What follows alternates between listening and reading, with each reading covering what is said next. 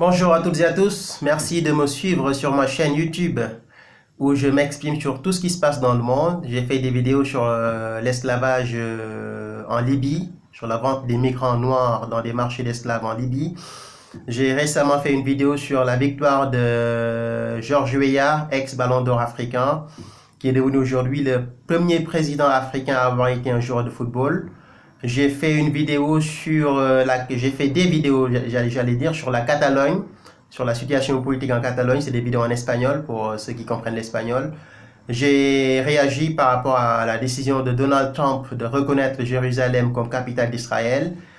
Et récemment, j'ai fait une vidéo sur une violence contre une policière à Champigny, une policière qui a été sauvagement tabassée par une foule de voyous le soir de la Saint-Sylvestre à Champigny. Donc j'avais donné mon point de vue par rapport à cela et je pense que je n'ai pas besoin d'y revenir. Je le ferai le moment venu.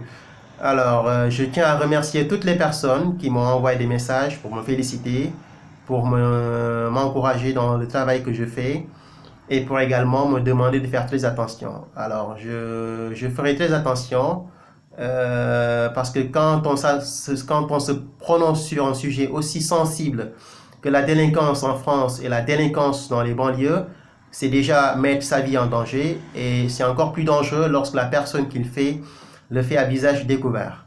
Donc, je suis un citoyen de ce pays, je vis dans ce pays où je paye mes impôts et je pense qu'en tant que Noir, en tant qu'Africain, ayant grandi en Afrique et en fait une bonne partie de ma vie dans ce continent que j'adore qui s'appelle l'Afrique, je pense qu'il est de mon devoir, quand je vois mes frères se comporter d'une certaine façon, de me prononcer sur cela et de dénoncer ce qu'il faut dénoncer et de désigner les responsables. Je n'ai pas besoin de tourner en rond. Les responsables, nous les connaissons. Il faut que nous les dénoncions pour que l'on puisse après trouver une solution aux problèmes auxquels la France est confrontée aujourd'hui. Donc, je remercie tout le monde, et je tiens à souligner qu'il n'y a personne derrière moi parce qu'il y a des gens qui pensent que je suis financé pour faire ce que je fais ou je suis à la solde des partis extrémistes qu'on appelle le Front National ou autre. Non, moi je donne mon point de vue en tant que simple citoyen. Si vous regardez un peu la qualité de mes vidéos, vous vous rendez compte que c'est des vidéos que je fais avec mon téléphone portable. Il n'y a personne qui est derrière moi, personne. Je donne mon point de vue en tant que citoyen, en tant qu'étudiant, en tant qu'intellectuel aussi. Et à chaque fois que je vois qu'il y a quelque chose qui se passe dans ce monde et qui mérite un débat, j'essaie de lancer le débat ici. Après, on peut le prolonger ailleurs.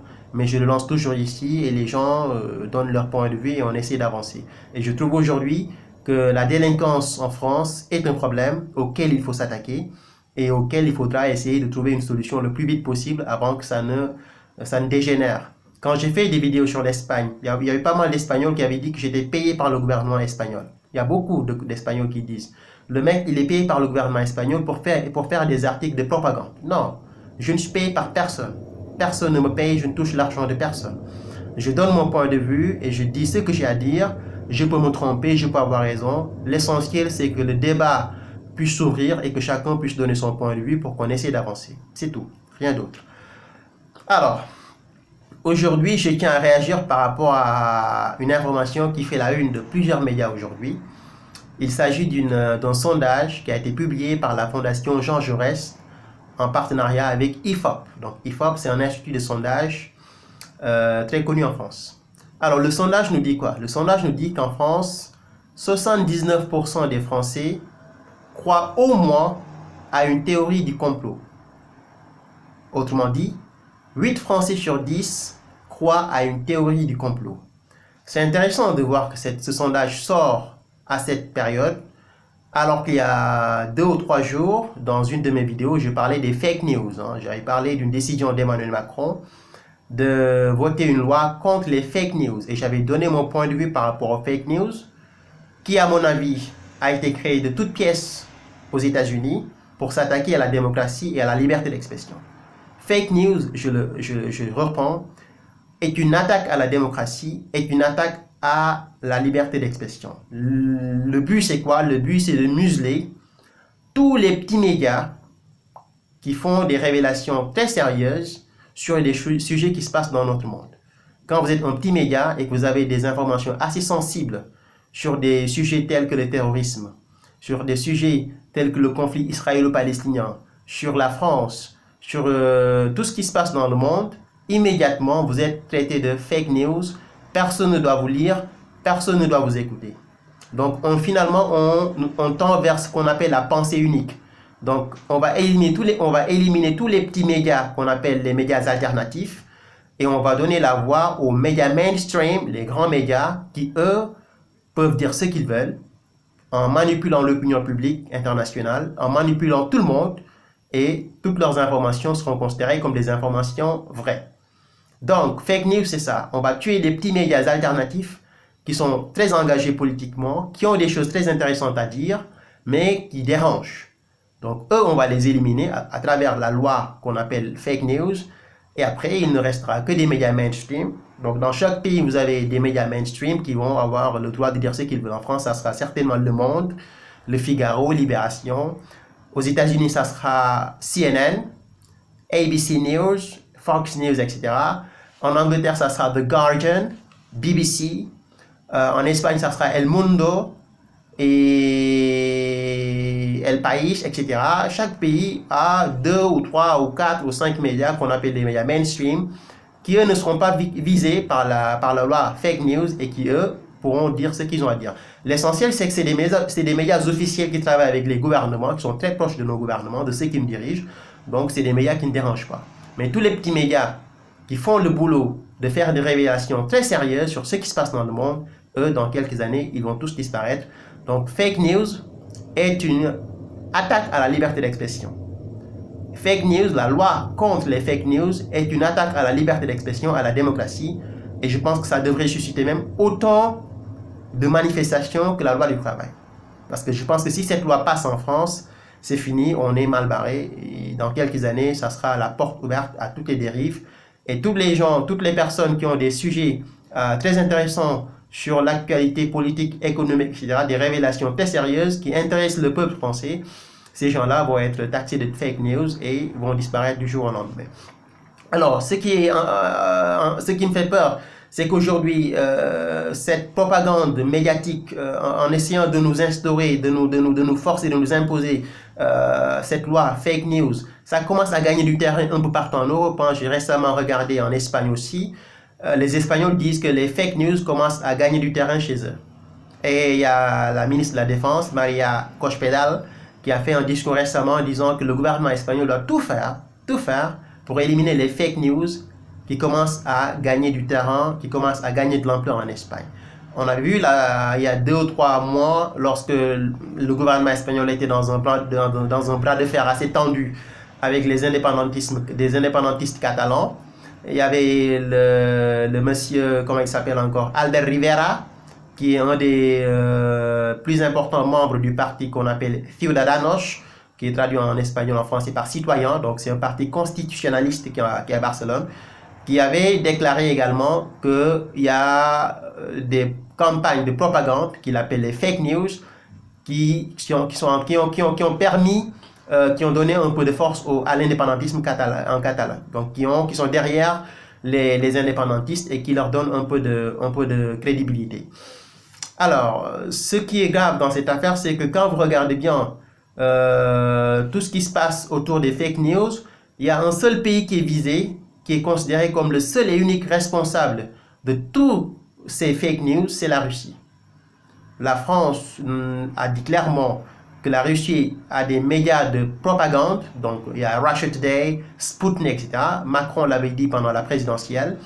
En Espagne également, il y a des dirigeants politiques très proches du gouvernement du Parti populaire de Mariano Rajoy et qui sont très opposés à l'indépendantisme en Catalogne, qui nous disent également que la Russie est derrière l'indépendantisme en Catalogne, le séparatisme en Catalogne. Et aux États-Unis, on a vu que Trump n'arrive même plus à gérer le pays. Depuis son élection en novembre 2016, on a vu un président Trump complètement assailli par les services de renseignement, par la presse, qui l'accuse d'avoir eu des relations avec la Russie. Donc, fake news. Aujourd'hui, Trump ne peut plus rien gérer. Il y a des démissions extraordinaires dans son administration. James Comey, ancien directeur du FBI, a été limogé. Michael Flynn a été limogé. Aujourd'hui, il y a une bataille assez tendue entre Trump, le camp de Trump, et Steve Bannon, le patron de Breitbart. Donc, c'est un média israélien d'extrême droite qui était très proche de Trump, l'un des bras droits de Trump, mais les médias mainstream ont fait en sorte qu'il y ait un problème entre les deux. Aujourd'hui, Steve Bannon est devenu l'ennemi numéro 1 de Trump. Donc, il y a vraiment une administration qui n'arrive plus à faire son travail et on dit que la faute est à chercher du côté de la Russie. Donc, comme si on nous faisait croire que tout ce qui se passe en Occident, tout ce qui se passe dans le monde est à la faute de la Russie. Donc la Russie vraiment est responsable de tous nos maux, de tous nos malheurs. Et bientôt, vous allez voir aussi, c'est sûr qu'il y a des États africains qui vont faire la même chose en s'attaquant à la Russie. J'espère que ça ne sera pas le cas. Et je pense qu'aujourd'hui, il faudra vraiment qu'on essaye de faire très attention. Moi, j'ai l'impression qu'il y a quelque chose qui se prépare. Qu'est-ce qui est en train de se préparer? Je ne le sais pas.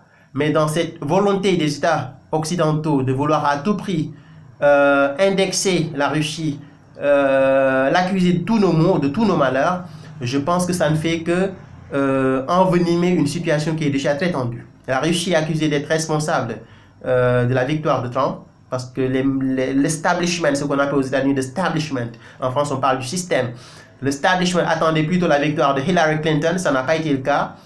Donc ça leur a fait très mal. Du coup, ils se sont tournés vers la Russie en l'accusant d'avoir été responsable de la victoire de Trump et d'avoir manipulé les élections, ce qui est extrêmement dangereux d'ailleurs. Aujourd'hui, on nous parle des fake news en nous disant qu'il y a des forces étrangères qui veulent déstabiliser des nations européennes et on dit que c'est la Russie. Le séparatisme en Catalogne, c'est la Russie. Bientôt, on va nous dire que le séparatisme en Corse, c'est la faute de la Russie. Bientôt, on va nous dire que toutes ces manifestations contre la loi travail et tout ça est de la faute de la Russie. Ça devient ridicule quand même. Ça devient ridicule. Je ne suis pas ici pour défendre la Russie, je ne suis pas le porte-parole du Kremlin, pas du tout. Mais je pense que vouloir voir la main de la Russie partout, dans tout ce qui se passe dans notre monde, je pense que c'est irresponsable. Irresponsable et ça ne fait qu'envenimer une situation qui est déjà très tendue. Hein, très tendue. Aujourd'hui, on a une situation géopolitique incroyable. Le monde bascule tout droit vers une probable troisième guerre mondiale. Hein. On a le bras de fer entre les États-Unis et la Corée du Nord. On a la Russie et les États-Unis sur le plan politique. Ça ne va plus du tout. On a le séparatisme en Catalogne. On a la victoire des Corses, des indépendantistes en Corse. On a la géopolitique en Afrique où des pays sont complètement pillés, des richesses sont pillées, il y a des guerres partout au Moyen-Orient et partout. On est dans une situation géopolitique extrêmement difficile. Extrêmement difficile. Et il serait responsable, il serait bien, je pense, que nos dirigeants occidentaux essayent de faire preuve de responsabilité en essayant d'éviter à tout prix de jeter de l'huile sur le feu. Et en voulant voir la main de la Russie dans tout ce qui se passe en Occident, c'est évidemment vouloir jeter de l'huile sur le feu. Et c'est extrêmement dangereux. Donc, pour l'instant, quelque chose est en train de se préparer. Qu'est-ce que c'est? Je ne sais pas. Mais suivons de très près ce qui est en train de se passer avec cette loi sur les fake news. Et on nous dit aujourd'hui que les Français sont tous des partisans du théorie du complot. 79% des Français adhèrent à cette théorie du complot. Comme si les Français ne devaient plus avoir le droit de se poser des questions sur des choses qui se passent dans la société. Quand il y a des attentats, les gens ont le droit de se poser des questions. Moi, je ne suis pas complotiste et je trouve que parfois les théories complotistes sont extrêmement... il y a des théories qui sont complètement ridicules d'ailleurs, très ridicules. Mais je pense que les gens ont le droit de se poser des questions. Que ce soit sur l'attentat à Charlie Hebdo, que ce soit sur l'attentat du 15 du Bataclan, que ce soit sur le 11 septembre, les gens ont le droit de se poser des questions. Maintenant, on lui dit les gens se posent trop de questions. Il y a 79% des Français qui adhèrent à des théories du complot. Donc, si vous suivez un peu la logique, c'est quoi?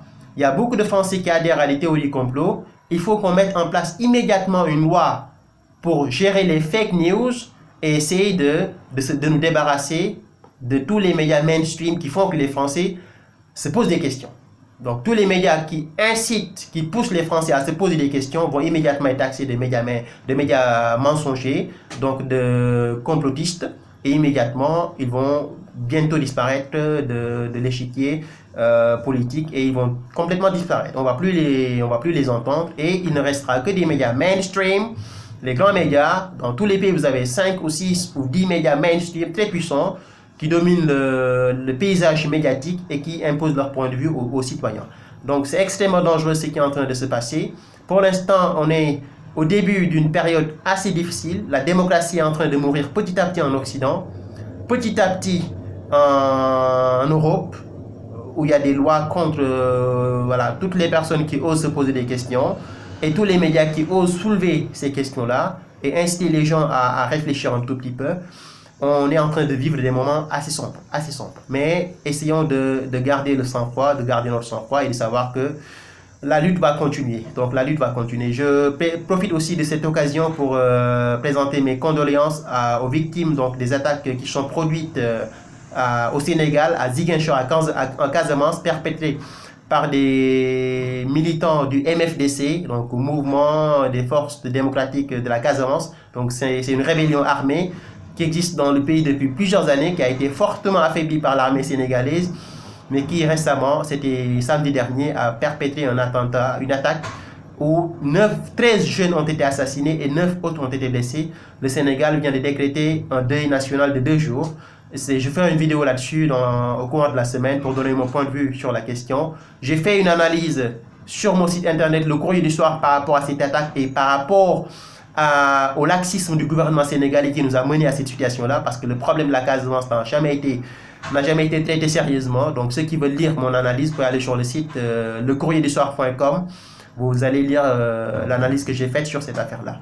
Donc merci à toutes et à tous. On se revoit très bientôt ici pour décortiquer l'actualité politique, société, culture, tout ce qui se passe dans le monde et de donner notre point de vue sur ce qui se passe. C'est tout ce qui nous reste. La démocratie est en train de mourir petit à petit. La liberté d'expression est en train de mourir petit à petit. On est en train de se faire museler par des gourous, des gens qui sont très très puissants, beaucoup plus riches que nous, qui veulent nous imposer une pensée unique. Et ça, il faudra qu'on résiste jusqu'à la fin pour dire non. Nous sommes des êtres humains, nous voulons réfléchir, donner notre point de vue à ce qui se passe dans le monde et nous continuons à le faire sans être intimidés. Merci à toutes et à tous et à très bientôt. Au revoir.